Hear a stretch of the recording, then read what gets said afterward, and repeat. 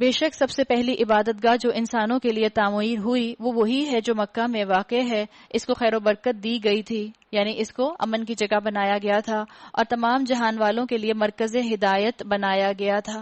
اللہ تعالیٰ نے اس کو واحد جگہ بنائی تھی جہاں پر انسان جو ہے جا کر اللہ کی عبادت کرے. اللہ کا گھر ڈکلیئر ہوا تھا یہ زمین کے اوپر. آج بھی آپ دیکھیں، آپ کتنے ہی اپنے نعمتوں بھرے ماحول میں سے نکل کر، لگژوریس ماحول میں سے نکل کر حرم جاتے ہیں، مکہ جاتے ہیں، وہاں پر بہرحال آپ کے دن رات ایسے لگژوریس تو نہیں ہوتے، گو کہ کافی لگژوریس ہوٹلز بن گئے ہیں، لیکن اس کے باوجود ہمارا میکسیمم ٹائم عبادت میں گزرتا ہے اور وہاں نیکی کرنے کا دل چاہتا ہے. آپ کا دنیا کی طرف دیکھنے کا دل بھی نہیں چاہتا. یہ اللہ تعالیٰ نے وہاں پر ایک خاص اپنے اس ماحول میں برکت رکھی ہے، اس کا ذکر اللہ تعالیٰ نے کیا. اس میں کھلی ہوئی نشانیاں ہیں. ابراہیم کا مقام عبادت ہے، اس کا حال یہ ہے کہ جو اس میں داخل ہوا امن سے ہو گیا. لوگوں پر اللہ کا یہ حق ہے کہ جو اس گھر تک پہنچنے کی استطاعت رکھتا ہو وہ اس کا حج کرے، اور جو کوئی اس حکم کی پیروی سے انکار کرے تو اسے معلوم ہو جانا چاہیے اللہ دنیا والوں سے بے نیاز ہے. حدیث کا مفہوم آتا ہے حج اور عمرہ جو ہے یہ فقر کو دور کرتا ہے. اگر اللہ تعالیٰ نے آپ کو صاحب استطاعت کیا ہے تو جب آپ کا دل کرے اور جب آپ کو ہمت محسوس ہو، عمرہ بھی کیجئے اور حج پر بھی جائیے. حج کے بعد بھی اللہ تعالیٰ اپنے بندے کے تمام گناہ پچھلے معاف کر دیتا ہے. ہاں، مقصد دکھاوا نہیں ہونا چاہیے، مقصد اللہ کی رضا ہونی چاہیے. یہ جو یہاں بات آئی کہ اللہ نے امن کا شہر بنایا ہے، یہ اللہ تعالیٰ نے اتنے ہزار سال پہلے ابراہیم علیہ السلام سے کہا تھا کہ ہم اسے امن کی جگہ بنائیں گے. ابراہیم علیہ السلام کی دعا تھی نا کہ اس کو بلدن آمنن بنا دیں. اللہ تعالیٰ نے اس کو ایسا بلدن آمنن بنایا ہے، آپ اور میں بھی اس امن کو خود ویژولائز کر سکتے ہیں.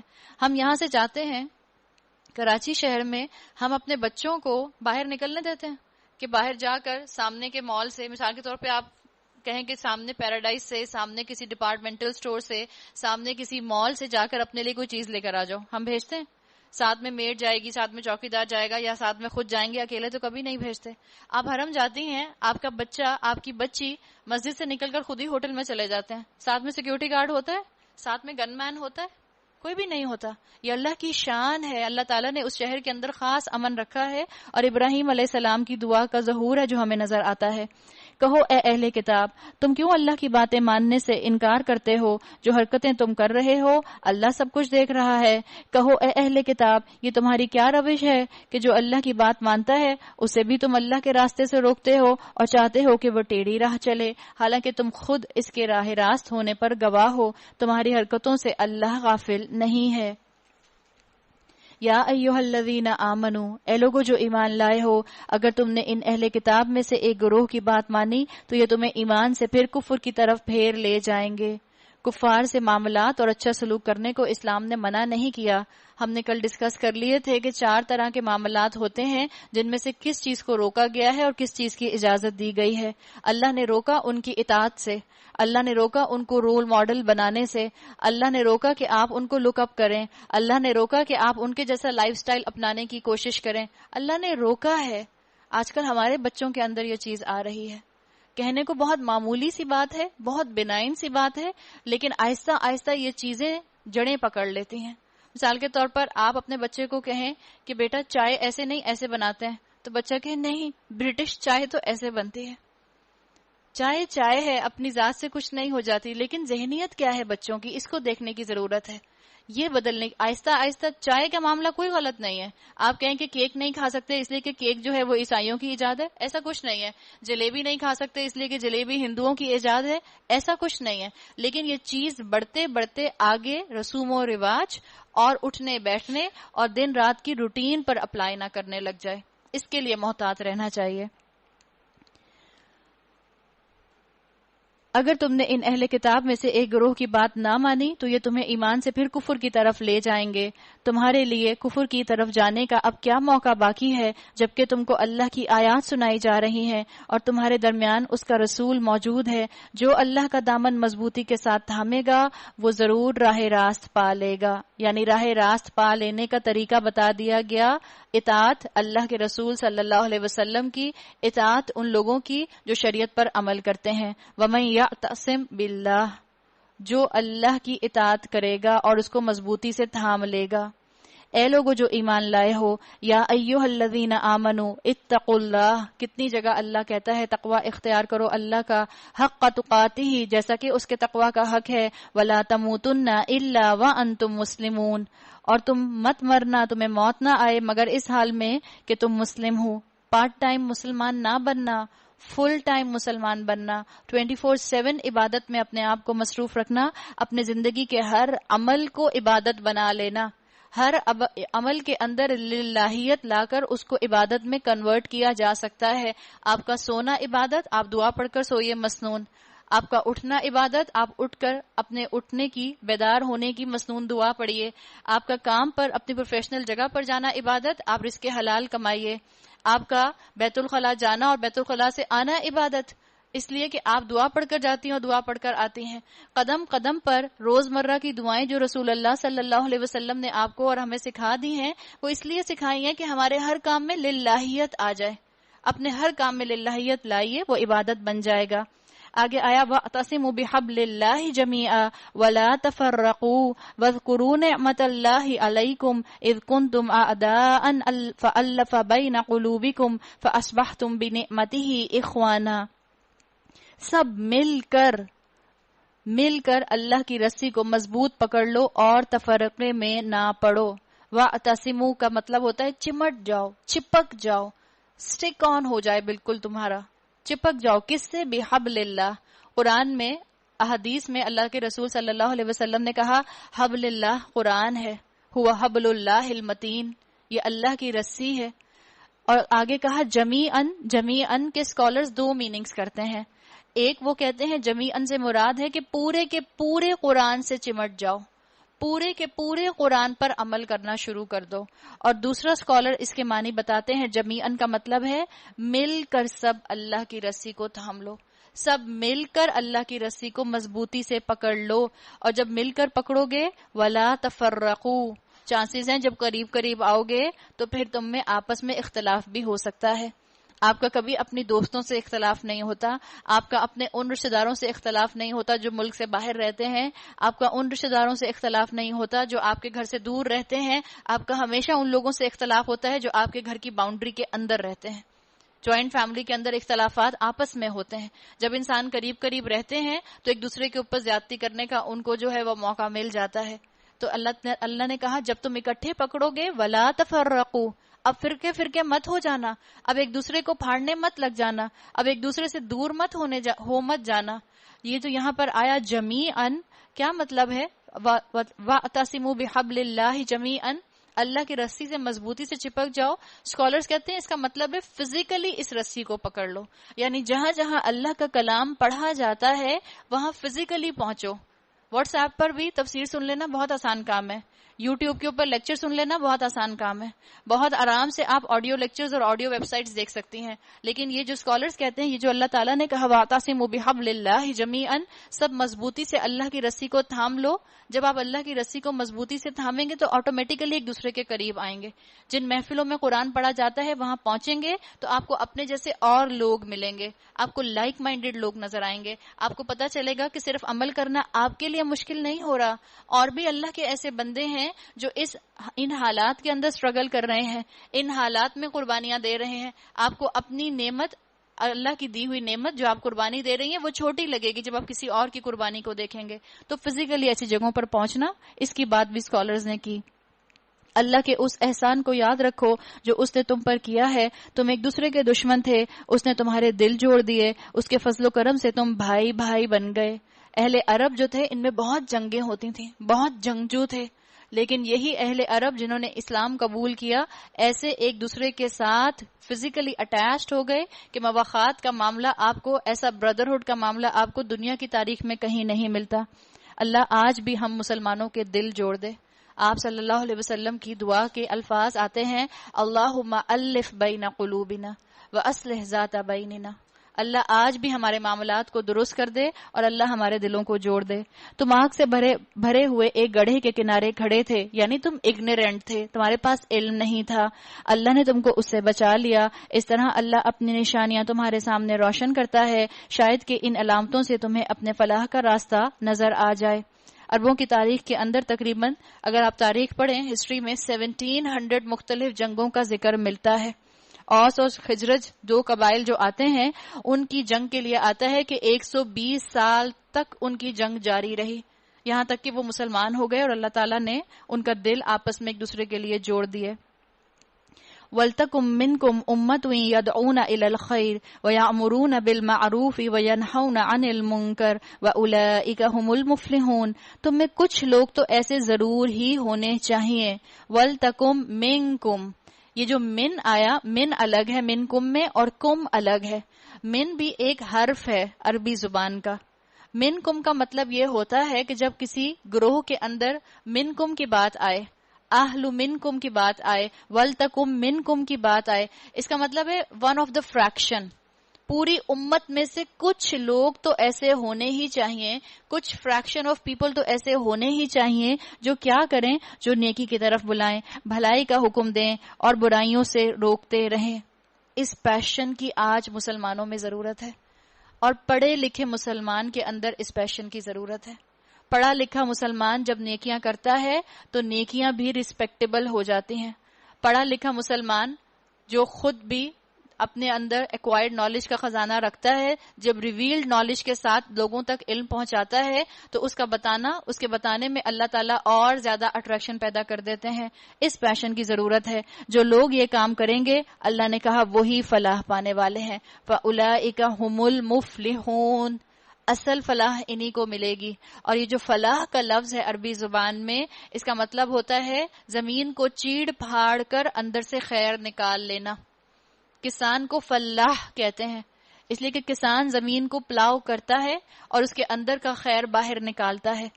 تو جو یہ کام کریں گے ان کو محنت کرنی پڑے گی، ان کو اللہ کے لیے ایفرٹس کرنی پڑیں گی، ان کو معاشرے میں ہو سکتا ہے لوگوں کی تنقید سننی پڑے، لیکن اللہ کی خاطر للہیت اپنے کام میں لے کر آئیں گے. کہیں تم ان لوگوں کی طرح نہ ہو جانا جو فرقوں میں بٹ گئے. ایسا نہ ہو کہ کہیں مسلمان آپس میں ایک دوسرے کو ہی تانا دینے لگ جائیں، کفر کے فتوے لگانے لگ جائیں، ایک دوسرے کو منافق کہنے لگ جائیں. امت کیسے بنتی ہے؟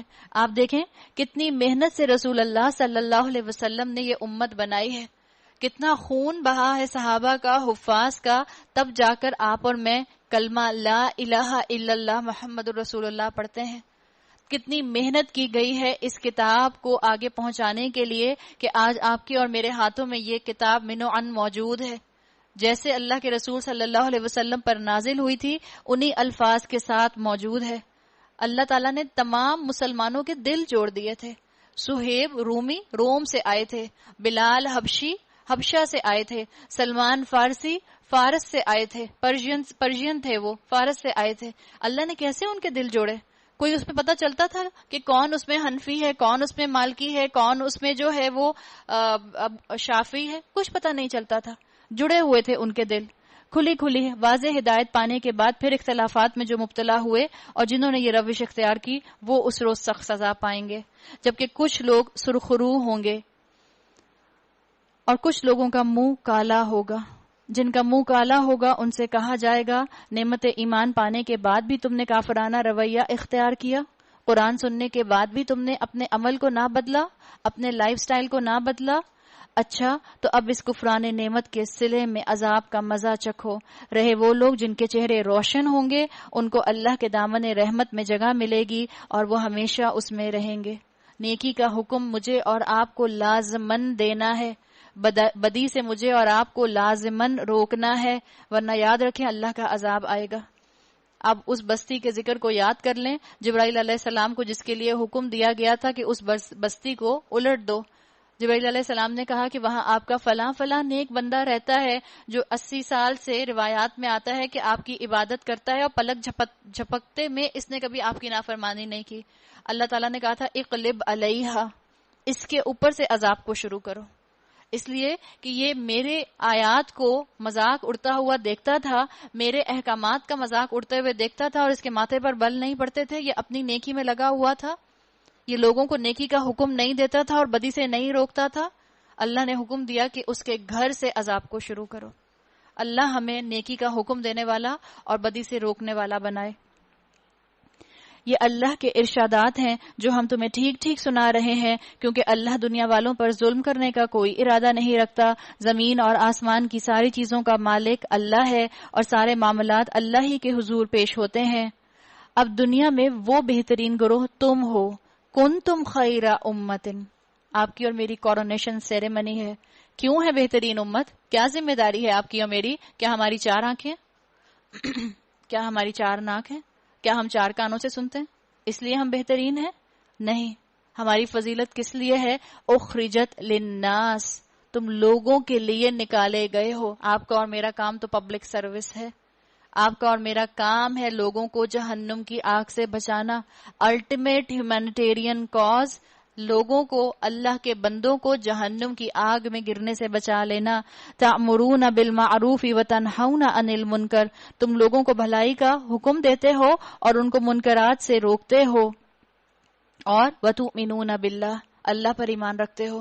جو ہرڈلز آتی ہیں، جو پریشانیاں آتی ہیں اس کام کو کرنے میں، اللہ پر ایمان رکھتے ہو، قدر اللہ مضبوط رکھتے ہو۔ یہ اہل کتاب ایمان لاتے تو انہی کے حق میں بہتر تھا، اگرچہ ان میں کچھ لوگ ایماندار بھی پائے جاتے ہیں، مگر ان کے بیشتر افراد نافرمان ہیں۔ یہ تمہارا کچھ بگاڑ نہیں سکتے، زیادہ سے زیادہ بس کچھ ستا سکتے ہیں۔ تم ان کا کلچر نہ اپناؤ، تم ان کو فالو نہ کرو۔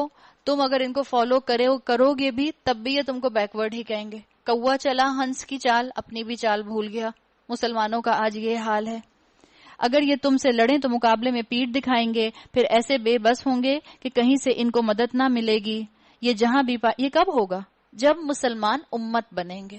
آج ہم مسلمان امت نہیں ہیں، لیکن امید رکھیں، ہوپفل رہیں، اپنے آپ سے بھی، اپنے آس پاس کے مسلمانوں سے بھی، اور اپنی یوتھ سے بھی۔ اللہ نے ہماری یوتھ میں بہت پوٹینشیل رکھا ہے۔ اپنی اولادوں کو اگلا مجاہد بنائیں۔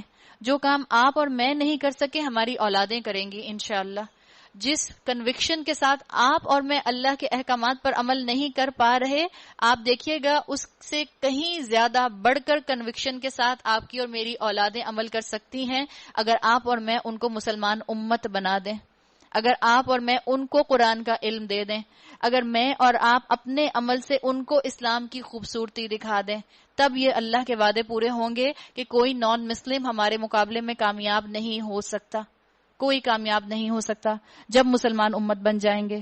یہ جہاں بھی پائے گئے ان پر ذلت کی مار پڑی، کہیں اللہ کے ذمے یا انسانوں کے ذمے میں پناہ مل گئی تو یہ اور بات ہے، نان مسلمز کی بات ہے۔ یہ اللہ کے غضب میں گھر چکے ہیں، ان پر محتاجی اور مغلوبی مسلط کر دی گئی ہے، اور یہ سب کچھ اس وجہ سے ہوا ہے کہ یہ اللہ کی آیات سے کفر کرتے رہے اور انہوں نے پیغمبروں کو ناحق قتل کیا۔ یہ ان کی نافرمانیوں اور زیادتیوں کا انجام ہے، مگر سارے اہل کتاب یکساں نہیں ہیں۔ عبداللہ بن سلام یہودی عالم تھے، آپ صلی اللہ علیہ وسلم کے دور میں اسلام لائے تھے۔ آج جیسے آپ نے نام سنا ہوگا امام حمزہ کا، آپ نے نام سنا ہوگا مریم جمیلہ کا، آپ نے نام سنا ہوگا یوسف اسلام کا، آپ نے نام سنا ہوگا محمد اسد کا، یہ سب ریورٹ مسلمان ہیں۔ اللہ نے کہہ دیا سارے اہل کتاب یکساں نہیں ہیں۔ اس لیے سورہ فاتحہ میں ہم نے بات کی تھی کہ اللہ تعالیٰ نے وہاں اشارہ تو یہود اور نصارہ کی طرف کیا ہے، لیکن وہاں پر یہودی اور نصارہ کا لفظ استعمال نہیں کیا گیا، وہاں ان کی جگہ مغضوب علیہم اور الضالین کا لفظ استعمال کیا گیا، اس لیے کہ اللہ کو پتا تھا کہ سارے یہود اور نصارہ یکساں نہیں ہیں۔ ان میں کچھ لوگ ایسے بھی ہیں جو راہ راست پر قائم ہیں، راتوں کو اللہ کی آیات پڑھتے ہیں، اس کے آگے سجدہ ریز ہوتے ہیں، اللہ اور روز آخرت پر ایمان رکھتے ہیں، نیکی کا حکم دیتے ہیں، برائیوں سے روکتے ہیں، اور بھلائی کے کاموں میں سرگرم رہتے ہیں۔ وَيُسَارِعُونَ فِي الْخَيْرَاتِ، بھاگتے رہتے ہیں اللہ کے کاموں میں، فکر رہتی ہے اللہ کی کاموں کی، کھپ جاتے ہیں اللہ کے کاموں میں، انرجیز لگاتے ہیں اللہ کے کاموں میں، یہ ان کی فکریں ہوتی ہیں۔ اور ہماری فکریں، جوڑا کس کا ہوگا، عید آنے والی ہے، کس کا جوڑا ملے گا مجھے امی، اور پھر اس کے بعد فرینڈز پوچھتے ہیں تم نے کس کا پہنا ہے، تم نے کس کو پہنا ہے، تم نے کس کو پہنا ہے۔ پتہ چلے آپ نے کرتا پہنا ہو HSY کا اور ٹراؤزر پہنا ہو آپ نے ثنا سفیناز کا، کیسا لگے گا؟ اچھا لگے گا آپ کو؟ آپ جب کرتا پہننا چاہیں گی تو آپ چاہیں گی آپ پورا سوٹ کسی ایک ڈیزائنر کا پہنے، ہے نا؟ لیکن ہم اسلام میں کیا کرتے ہیں؟ پک اینڈ چوز، کرتا پہنتے ہیں کسی کا اور ٹراؤزر پہنتے ہیں کسی کا۔ یہ ہماری فکریں، لیکن ہم کہتے ہیں نہیں ہم دنیا کے معاملے میں بڑے سمارٹ ایلیکٹ ہیں، ہم ایسا تھوڑی کر سکتے ہیں. ہماری فکریں یہی ہیں. کیا فکریں ہیں ہماری؟ دین کو کیسے سر بلند کریں. کیا فکریں ہیں ہماری؟ خاندان میں دین کو کیسے عام کریں. یہ فکریں ہیں ہماری کہ اپنی اولاد کو قرآن کیسے پڑھا دیں. یہ فکریں ہیں ہماری کہ اپنی اولاد کو دین پر عمل کرنا کیسے سکھا دیں. یہ فکریں ہیں ہماری کہ اپنے گھر کے اندر شریعت کو کیسے نافذ کر دیں.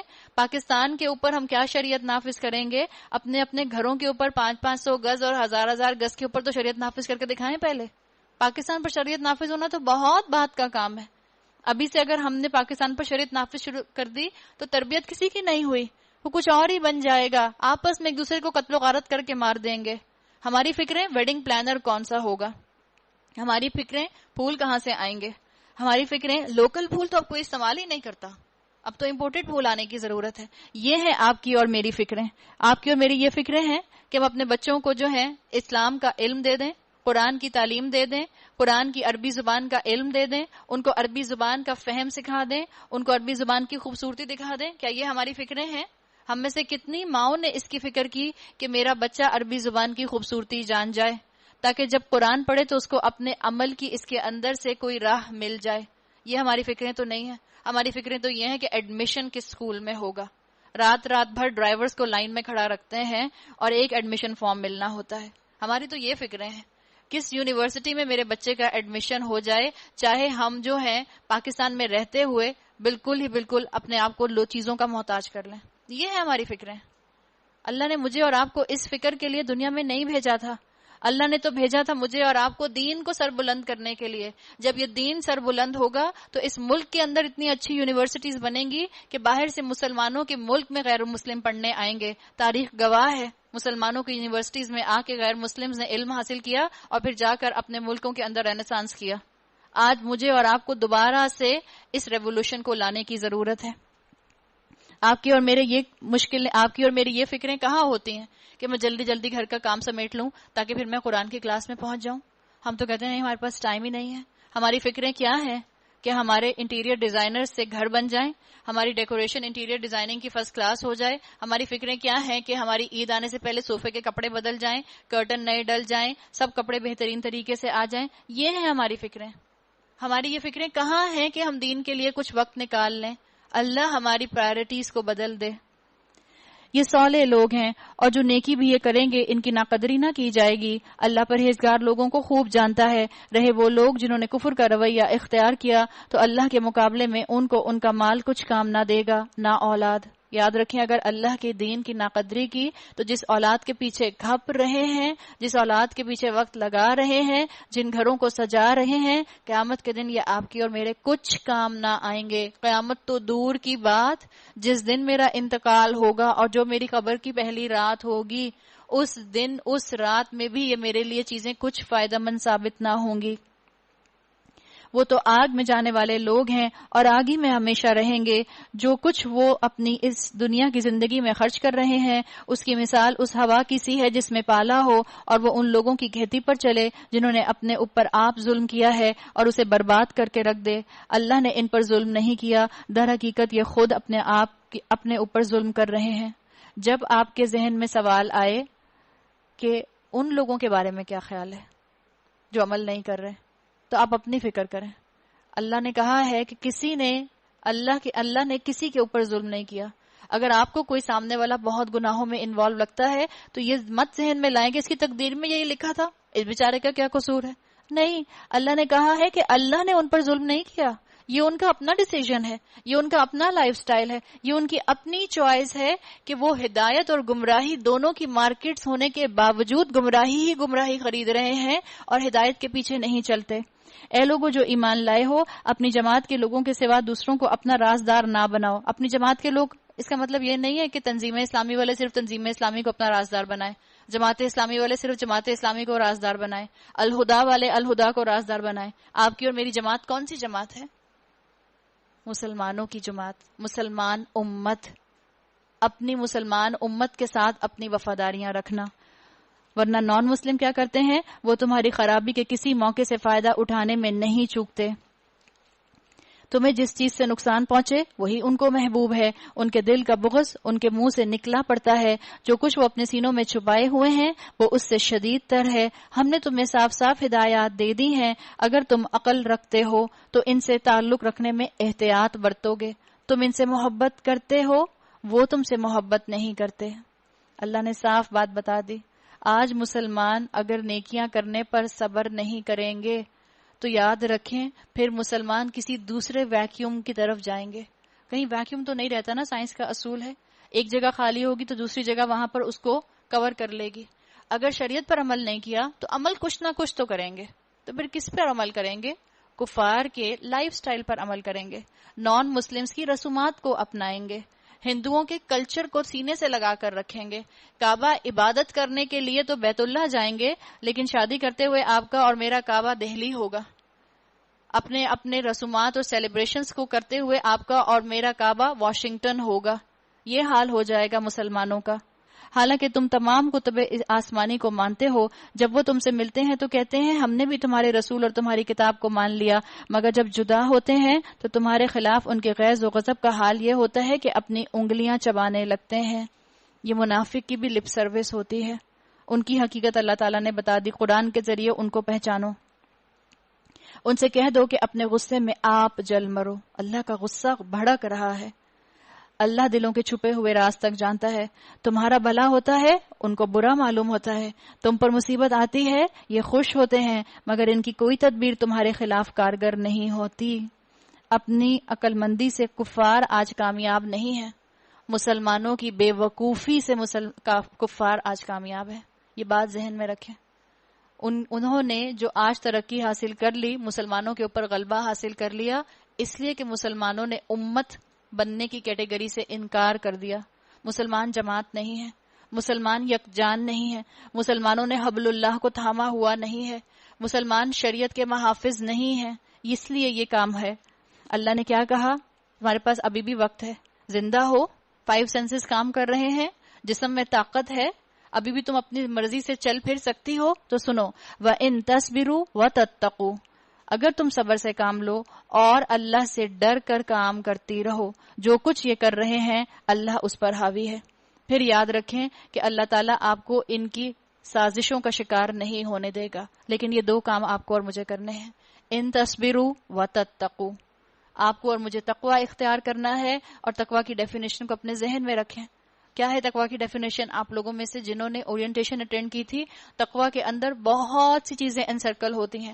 عربک ڈکشنریز کے اندر 101 ڈیفینیشنز تقوی کی آتی ہیں، لیکن جو سمپلسٹ ڈیفینیشن آپ کو میں نے اس دن یاد کرائی تھی وہ کیا تھی؟ التقوی کیا ہے؟ الخوف من الجلیل، الجلیل کا خوف رکھنا۔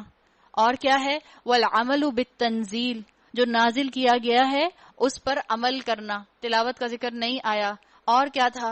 والرضا بالقلیل، جو اللہ نے دیا ہے اس پر راضی رہنا۔ والاستعداد لیوم الرحیم، اور اللہ سے ملنے والے دن کی تیاری کرنا۔ یہ سب تقوی میں آ جاتا ہے۔ اگر آپ نے اور میں نے یہ کام کیا تو اللہ نے کہا کہ اللہ تمہارے مقابلے میں ان پر حاوی ہے۔ اب غزوہ احد کے بارے میں بات ہوگی۔ اے پیغمبر صلی اللہ علیہ وسلم، مسلمانوں کے سامنے اس موقع کا ذکر کرو جب تم صبح سویرے اپنے گھر سے نکلے تھے اور احد کے میدان میں مسلمانوں کو جنگ کے لیے جا بجا مامور کر رہے تھے۔ اللہ ساری باتیں سنتا ہے اور وہ نہایت باخبر ہے۔ 3000 کفار سے 1000 مسلمانوں کا مقابلہ تھا، اور ہم جانتے ہیں کہ احد کے میدان میں مسلمان کامیاب ہوئے تھے۔ یاد کرو جب تم میں سے 2 گروہ بزدلی دکھانے پر آمادہ ہو گئے، بنو حارثہ اور بنو سلمہ، یہ 2 قبیلوں کا نام آتا ہے جن کے قدم ہل گئے تھے جب عبداللہ بن ابی جو تھا وہ اپنے ساتھ 700 لوگوں کو لے کر الگ ہو گیا تھا۔ حالانکہ اللہ ان کی مدد پر موجود تھا اور مومنوں کو اللہ ہی پر بھروسہ رکھنا چاہیے۔ آخر اس سے پہلے جنگ بدر میں اللہ تمہاری مدد کر چکا تھا، حالانکہ اس وقت تم بہت کمزور تھے، لہٰذا تم کو چاہیے کہ اللہ کی ناشکری سے بچو۔ امید ہے کہ اب تم شکر گزار بنو گے۔ اے نبی صلی اللہ علیہ وسلم، جب تم مومنوں سے کہہ رہے تھے کیا تمہارے لیے یہ بات کافی نہیں کہ اللہ 3000 فرشتے اتار کر تمہاری مدد کرے؟ اگر 300 بزدل لوٹ گئے تو کیا ہوا؟ اللہ 3000 فرشتوں سے تمہاری مدد کرے گا تاکہ تم خوش ہو جاؤ۔ اللہ نے بتا دیا بے شک اگر تم صبر کرو، ان تصبروا وتتقوا، اور اللہ سے ڈرتے رہو، تو جس آن دشمن تمہارے اوپر چڑھ آئیں گے اسی آن تمہارا رب 3000 نہیں 5000 صاحب نشان فرشتوں سے تمہاری مدد کرے گا. یہ اللہ کا وعدہ تھا. یہ بات اللہ نے تمہیں اس لیے بتا دی کہ تم خوش ہو جاؤ اور تمہارے دل مطمئن ہو جائیں. یاد رکھیں آج بھی آپ اللہ کے دین پر استقامت ظاہر کریں گی، اللہ آپ پر فرشتے نازل کرے گا. وقال الذین ربنا اللہ، جب لوگ کہتے ہیں، اللہ کے بندے کہتے ہیں اللہ ہمارا رب ہے، ثم استقاموا، اور وہ اس پر جم جاتے ہیں، تتنزل علیہم الملائکہ، اللہ ان پر فرشتے نازل کرتا ہے، اللہ تخافوا ولا تحزنوا، اور فرشتے کیا کہتے ہیں؟ غم زدہ مت ہو، پریشان مت ہو. فرشتے آپ کے اور میرے قدم نہیں آگے بڑھا دیتے، فرشتے آپ کو اور مجھے حوصلہ دیتے ہیں. آج بھی مومن کی فرشتوں کے ذریعے مدد کی جاتی ہے. فتح اور نصرت جو کچھ بھی ہے اللہ کی طرف سے ہے، جو بڑی قوت والا، دانا اور بینا ہے، اور یہ مدد وہ تمہیں اس لیے دے گا تاکہ کفر کی راہ چلنے والوں کا ایک بازو کاٹ دے یا ان کو ایسی ذلیل شکست دے کہ وہ نامرادی کے ساتھ پسپا ہو جائیں. اے پیغمبر صلی اللہ علیہ وسلم، فیصلے کے اختیارات میں تمہارا کوئی حصہ نہیں، اللہ کو اختیار ہے، چاہے انہیں معاف کرے چاہے سزا دے، کیونکہ وہ ظالم ہے. اور ہم کیا کہتے ہیں نعتوں میں؟ جو پکڑے خدا تو بچا لے محمد. یہ ہم نعتیں پڑھتے ہیں. اللہ تعالیٰ نے کیا کہا اپنے رسول صلی اللہ علیہ وسلم کو؟ اللہ کو اختیار ہے معاف کرنے کا، آپ کو نہیں ہے. یہ اس وقت کی آیات ہیں جب جنگ کا رخ تھوڑا بدلا تھا، پانسا پلٹا تھا. آپ صلی اللہ علیہ وسلم کے منہ سے کچھ ایسے الفاظ نکلے تھے کہ اللہ ایسی قوم کو کیسے ہدایت دے گا جس نے اپنے نبی کا چہرہ خون سے بھر دیا. اس کے اوپر یہ آیات نازل ہوئیں. اور زمین میں اور آسمانوں میں جو کچھ ہے اس کا مالک اللہ ہے، جس کو چاہے بخش دے، جس کو چاہے عذاب دے، وہ معاف کرنے والا اور رحیم ہے. اے لوگو جو ایمان لائے ہو، یہ بڑھتا اور چڑھتا سود کھانا چھوڑ دو، اللہ سے ڈرو، امید ہے فلاح پاؤ گے. اس آگ سے بچو جو کافروں کے لیے مہیا کی گئی ہے، اور اللہ اور رسول کی اطاعت کرو، توقع ہے کہ تم پر رحم کیا جائے گا. وسارعوا الی مغفرۃ، دوڑ کر چلو اس راہ پر جو تمہارے رب کی بخشش اور اس کی جنت کی طرف جاتی ہے. وسارعوا الی مغفرۃ من ربکم وجنۃ عرضها السماوات والارض، جس کی وسعت زمین اور آسمانوں میں پھیلی ہوئی ہے. اگر کمپٹیشن کرنا ہے، یہ میدان کھلا ہے. دنیا کی کمپٹیشن میں کیا بھاگتے ہو؟ دنیا میں کیا ایک دوسرے کے پیچھے بھاگتے رہتے ہو؟ دنیا کی کیا ریٹ ریس میں لگے رہتے ہو؟ ریٹ ریس میں جیت بھی گئے تو بھی ریٹ ہی رہو گے نا، بلی تو نہیں بن جاؤ گے.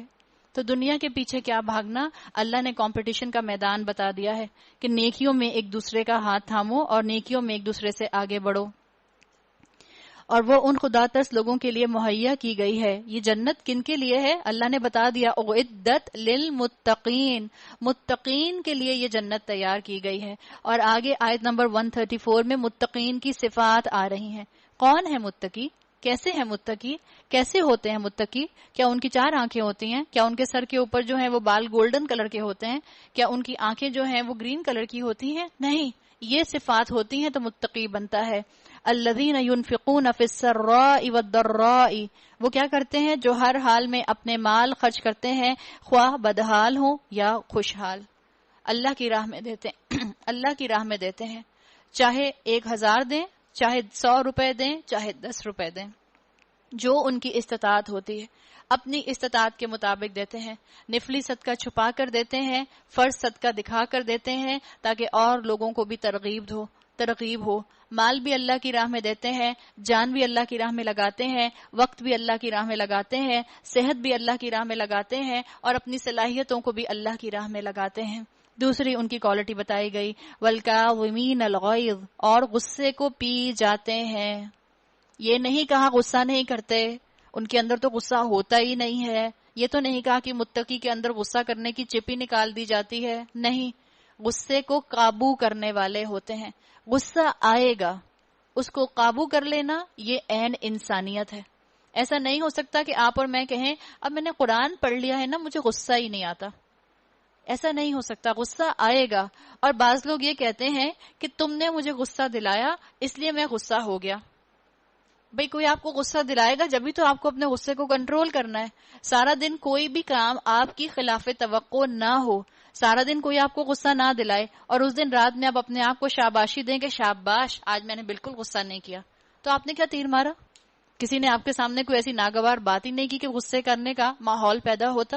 تو اللہ کے بندے کون ہوتے ہیں؟ متقی کون ہوتے ہیں؟ جو اپنے غصے کو پی جاتے ہیں. اور اللہ کے رسول صلی اللہ علیہ وسلم نے کہا طاقتور وہ نہیں جو پہلوان کو مقابلے میں ہرا دے، طاقتور وہ ہے جو غصے کے وقت اپنے غصے کے جذبات کو تھام لے، وہ زیادہ طاقتور ہے. پھر ان کی صفت بتائی گئی والعافین عن الناس، دوسروں کے قصور معاف کر دیتے ہیں، لوگوں کو معاف کر دیں، دل بڑا کریں، ظرف اعلیٰ کریں. اپنے دل کو اللہ کی بتائی ہوئی شریعت کے لیے کھولیں گے تو لوگوں کو معاف کرنا آسان ہو جائے گا. رمضان کا مہینہ ہے، اگر آپ اور میں چاہتے ہیں کہ اللہ تعالیٰ مجھے اور آپ کو معاف کر دے، ہماری بخشش فرما دے، ہمارے پچھلے گناہوں کو ہمارے نامہ اعمال میں سے ڈیلیٹ کر دے، تو اس کے بدلے آپ کیا کریں؟ لوگوں کو معاف کر دیں. ہم لوگوں کو معاف کریں گے، اللہ ہمیں معاف کر دے گا. پھر اللہ تعالیٰ نے کہا واللہ یحب المحسنین، ایسے نیک لوگ اللہ کو بہت پسند ہیں. اللہم جعلنا منہم، اللہ ہمیں ایسے تمام صفات والے لوگوں میں شامل فرمائے. اور جن کا حال یہ ہے کہ اگر کبھی کوئی فحش کام ان سے سرزد ہو جاتا ہے یا کسی گناہ کا ارتکاب کر کے وہ اپنے اوپر ظلم کر بیٹھتے ہیں تو یعنی فوراً انہیں اللہ یاد آ جاتا ہے اور اس سے وہ اپنے قصوروں کی معافی چاہتے ہیں، کیونکہ اللہ کے سوا اور کون ہے جو گناہ معاف کر سکتا ہے. گناہ ہو جائے تو پریشان نہ ہو، خود کو بیش نہ کریں، خود کو بلی نہ کریں، بلکہ فوراً اللہ سے معافی مانگیں. گناہ ہو جائے فوراً استغفار کریں. توبہ کی بہترین صورت ہے کہ ادھر گناہ ہو اور ادھر انسان اللہ سے فوراً معافی مانگ لے. توبہ دل کی ندامت کا نام ہے، ریگریٹ آئے کہ ہاں مجھ سے غلطی ہو گئی. اور توبہ کے اندر، توبہ کی کنڈیشنز میں یہ بات آتی ہے کہ جب انسان توبہ کرے، اللہ کو سوری بولے، تو اس کے اندر یہ بات ایمبیڈڈ ہو کہ میں دوبارہ یہ کام نہیں کروں گی. ایسا نہ ہو کہ دل میں تو ہو میں دوبارہ تو کروں گی پھر سوری بول دوں گی. اس کا مطلب ہے آپ نے اور میں نے توبہ نہیں کی. بچہ آپ کو سوری ایسے بولے کہ آپ کو محسوس ہو جائے کہ یہ دل سے سوری نہیں کر رہا، تو آپ کہتے ہیں بیٹا ایسے سوری نہیں کرتے، سوری ایسے کرتے ہیں. آپ اس کو سمجھاتے ہیں. تو اگر اللہ کے سامنے آپ نے اور میں نے سوری بولنا ہے تو اس احساس کے ساتھ بولیں کہ انشاءاللہ آئندہ نہیں کروں گی. شیطان پاؤں پھسلا دے، نفس پاؤں پھسلا دے، دوبارہ معافی مانگ لیں اور دوبارہ اسی انٹینشن کے ساتھ معافی مانگیں کہ میں یہ غلطی دوبارہ نہیں کروں گی. اور وہ کبھی دانستہ اپنے کیے پر اصرار نہیں کرتے، جان بوجھ کر گناہ ریپیٹ نہیں کرتے، لائف سٹائل کے طور پر گناہوں کو نہیں اپناتے. ایسے لوگوں کی جزا ان کے رب کے پاس یہ ہے کہ وہ ان کو معاف کر دے گا، ایسے باغوں میں انہیں داخل کرے گا جن کے نیچے نہریں بہتی ہوں گی اور وہ وہاں ہمیشہ رہیں گے. کیسا اچھا بدلہ ہے نیک اعمال کرنے والوں کے لیے. تم سے پہلے بہت سے دور گزر چکے ہیں، زمین میں چل پھر کر دیکھ لو کہ ان لوگوں کا کیا انجام ہوا جنہوں نے اللہ کے احکام اور ہدایات کو جھٹلایا.